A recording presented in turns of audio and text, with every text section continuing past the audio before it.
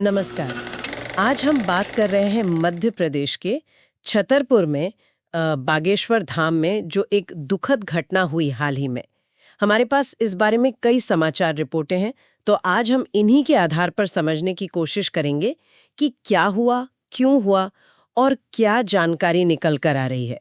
तो चलिए शुरू करते हैं इसकी गहराई से पड़ताल। तो किस्सा ये है कि बागेश्वर धाम में पंडित धीरेन्द्र कृष्ण शास्त्री, जिन्हें लोग बाबा बागेश्वर भी कहते हैं, उनके जन्मदिन का कार्यक्रम था। और जाहिर है ऐसे मौके पर काफी श्रद्धालु जमा होते हैं। जी हाँ, बिल्कुल। और ये घटना हुई 3 जुलाई की सुबह। समय था करीब 7 बजे का। रिपोर्ट्स बता रही हैं कि आरती जैसे खत्म हुई तो बारिश शुरू हो गई। अच्छा, बारिश? हाँ, और फिर लोग भीगने से बचने के लिए पास में ही एक शेड था, कहीं उसे पंडाल कहा गया है, कहीं टिन शेड, तो उसके नीचे जमा होने लगे। और वहीं पर कुछ हुआ, मतलब वो शेड? हाँ, अचानक से उस शेड का एक हिस्सा, मतलब कोई लोहे का एंगल या ढांचा बताया जा रहा है, वो नीचे आ गिरा। ओ। और उसके गिरते ही जाहिर है दबाव बना और फिर भगदड़ मच गई। तो एक तरह से चेन रिएक्शन जैसा था। बारिश, बचने की कोशिश, ढांचे का गिरना और फिर वो अफरा तफरी। और इसी भगदड़ में दुखद खबर ये है कि एक श्रद्धालु की जान चली गई। जी, ये बहुत दुखद है। उनकी पहचान को लेकर भी थोड़ी रिपोर्ट्स में भिन्नता है। हाँ, कुछ रिपोर्ट्स में नाम श्यामलाल कौशल बताया गया है, बस्ती यूपी से, और कुछ अन्य रिपोर्ट्स में राजेश कुमार कौशल, अयोध्या निवासी। तो अभी शायद पूरी पुष्टि होनी बाकी हो। और घायलों की संख्या, उसमें भी कुछ फर्क दिख रहा है रिपोर्ट्स में। जी बिल्कुल, कहीं 8 लोगों के घायल होने की बात है तो कुछ रिपोर्ट्स में ये संख्या 12 तक बताई जा रही है। अच्छा। देखिए, शुरुआती घंटों में अक्सर ऐसा होता है। अलग अलग स्रोतों से जब जानकारी आती है तो उसमें थोड़ा अंतर मिल सकता है। स्थिति साफ होने में वक्त लगता है। हाँ, ये बात तो है।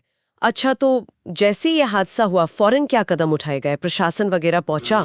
जी, रिपोर्ट्स के मुताबिक पुलिस, प्रशासन की टीम, एम्बुलेंस वगैरह वो सब तुरंत मौके पर पहुंचे। घायलों को फौरन पास के अस्पताल ले जाया गया और राहत बचाव का काम शुरू किया गया। ये तो स्टैंडर्ड प्रोसीजर है ऐसी स्थितियों में। बिल्कुल, ये आपातकालीन स्थितियों में एक मानक प्रतिक्रिया है, पर हर स्थिति की अपनी चुनौतियां होती हैं। और शायद जांच के आदेश भी हुए हैं। हाँ, स्थानीय अधिकारियों ने घटना की जांच के आदेश दिए हैं।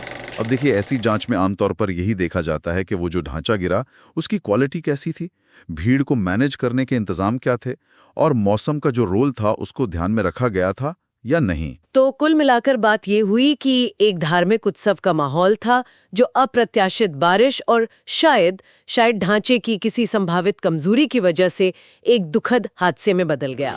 मुख्य बातें यही हैं। 3 जुलाई सुबह करीब 7 बजे बागेश्वर धाम शेड गिरा, भगदड़ हुई, 1 मौत और करीब 8 से 12 लोग घायल। जी, संक्षेप में कहें तो उपलब्ध रिपोर्टों के आधार पर घटना का सार यही है।